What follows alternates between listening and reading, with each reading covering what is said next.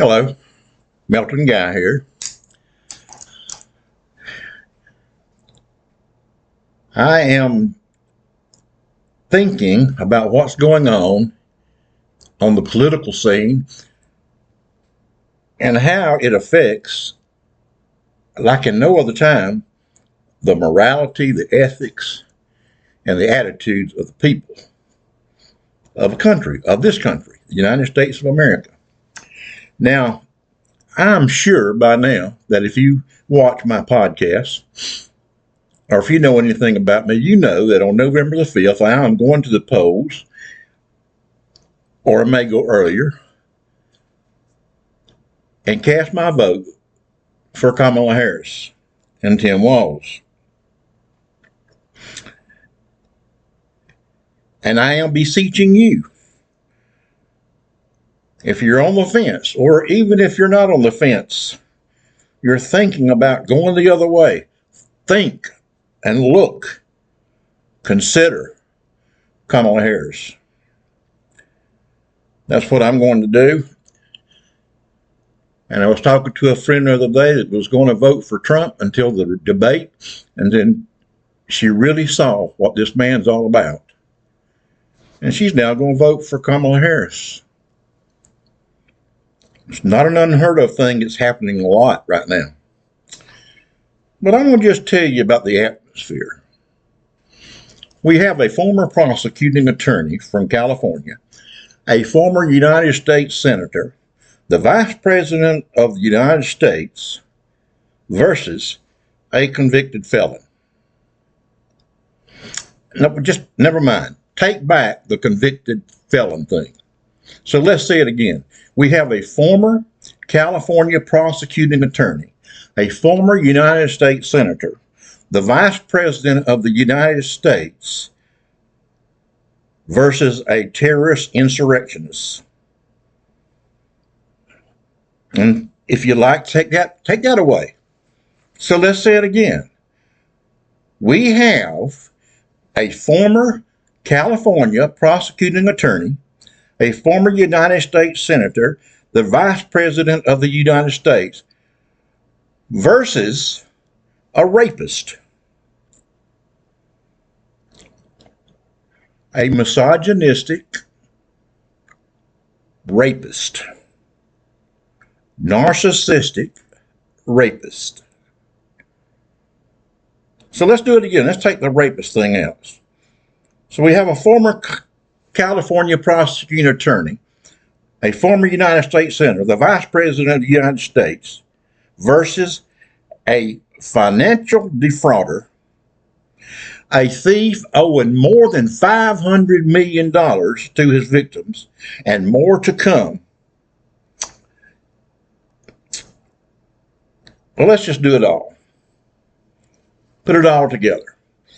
We have a California prosecuting attorney, a former United States senator, the Vice President of the United States of America, versus a convicted felon, a terrorist insurrectionist, a rapist, a financial defrauder owing hundreds of millions of dollars to his victims.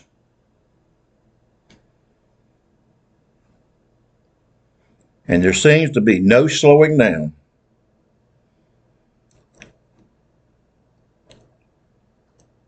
A former prosecuting attorney versus a felon, convicted felon, terrorist, rapist, defrauder, owing millions. And I ask you the question, do you not see something fundamentally wrong with what's taking place? We jumped track somewhere.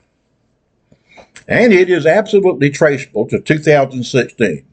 You know, the election of Donald Trump, there was no fraud in the election. But times, things, attitudes, and this country's ability to ascertain right from wrong transformed into near hedonism. But we never realized how bad it was, how bad it really was until 2020, when Donald Trump lost the president's election Again, no fraud, but this thing we call Trump rejected the outcome, claiming election fraud, all shot down by courts of Republicans and Democrats alike. And then he created a cult using their slogan, MAGA. And as we say, the rest is history. This podcast is not simply about the two candidates and where they stand on the issues. If you watch the debate of the night, and if for any place in your mind you thought Donald Trump came anywhere near defeating Kamala Harris in that debate, then it may be too late for you. She demolished the man. She made him look like a fool, which was, I'll admit, not a hard thing to do. But this is about what has come about.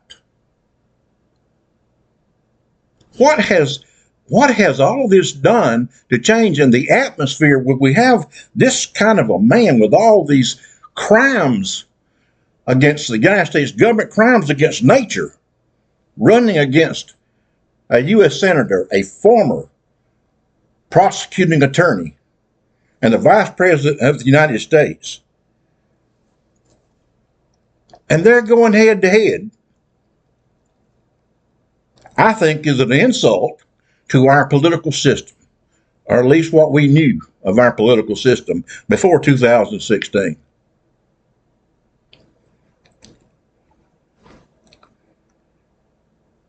I mean, look at what all this has caused. I'm just going to throw out a few examples here and some recent things that have happened.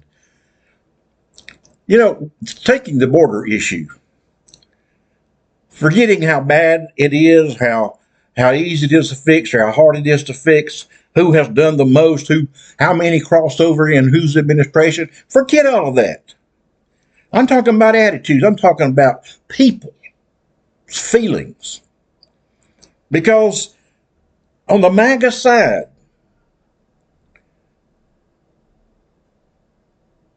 we see migrants. When I say we, I'm talking about you, the MAGA. You see migrants, not people. When you look at all the news about these people that are in our country, one way or the other, legal or illegal, you see immigrants, not human beings. When you hear all the news about what's taking place here and what's taking place there, as far as immigrants are concerned, and this nonsense that Donald Trump spewed out about cats and dogs is ridiculous. We see illegals. We do not see mamas. We do not see daddies. We do not see children. We do not see families trying to make a better life for themselves.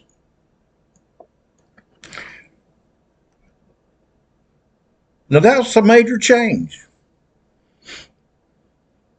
The churches in which I grew up, they might have been against the way things were being handled at a border or whatever, but they would not dehumanize these people the way MAGA has done.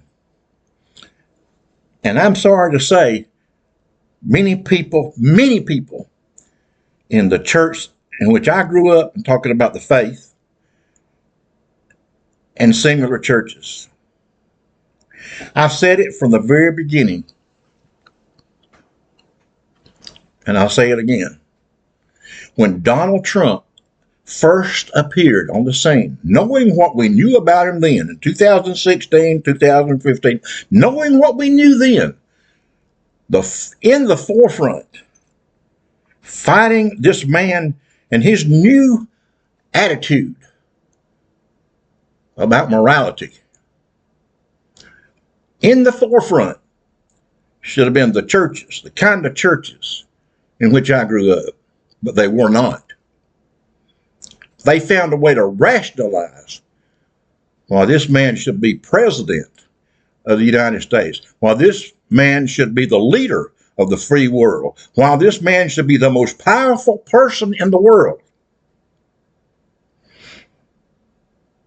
And I do blame the church for a large part of it. The church in which I grew up and the way the feeling was then and their attitude about their Christian faith back in the day, as they say, would never allow a tyrant like Donald Trump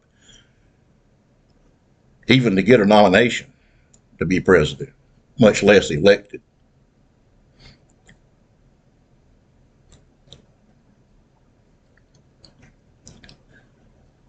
That's an example that I do not like bringing it up. I loved my church. There were a lot of things that I remember that makes me happy now. I can think back and kind of put all what's going on today can make me happy, give me a peace of mind. But it is quickly being overshadowed by the attitude and the rationalization of many in the church, many in society, whether they went to church, associated with church or not, that didn't feel this way, but somehow have rationalized why this man should be in a position to be president again. Now, I'll tell you this, an incident. Laura Loomer has made some people mad, and should. Donald Trump has latched onto her, and we all know what's going on there. I'm sorry. We all know what's going on. But she said some things, some of the most derogatory things, racist remarks that no president should allow in his presence, that woman with those attitudes and those thoughts, and think that I and many others are not going to come away thinking, well, is this how this man feels? Well, we know he does. He is the cult leader of MAGA. But the one issue that I want to talk about, that you need to think about, that I need to think about, Marjorie Taylor Greene got all up in the air about Laura Loomer's remarks. I really don't know why, but she did. But let me tell you what's going on there. Marjorie Taylor Greene looked into the mirror and she didn't like the reflection.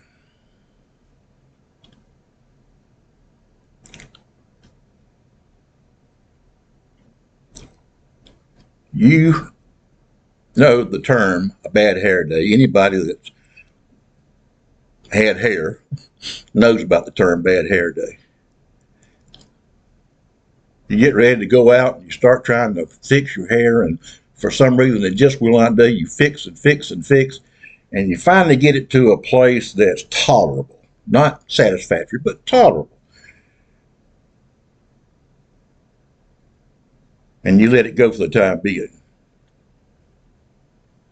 You come back a few hours later and you realize that it's just not working. The same thing that I saw this morning, I'm seeing again. And you go back hours later and the same thing, and it's over and over and over again. On a bad hair day, it doesn't change until something happens overnight. But when you look in the mirror on that day, the reflection you see, it's not going to change. A little touch up here, maybe a little touch up there. But the basic picture is not going to change.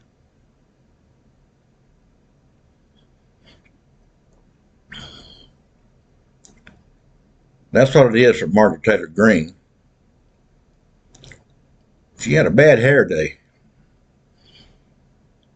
And she looks at the words of Laura Loomer tomorrow. She's going to be looking in the mirror again. Oh, she may not agree to this. She may call me a liar. But that's what's going on. And you know what? Absolutely do not blame her. You ask yourself, MAGA, or even if you're not MAGA, ask yourself, when I look in the mirror, what do I really see?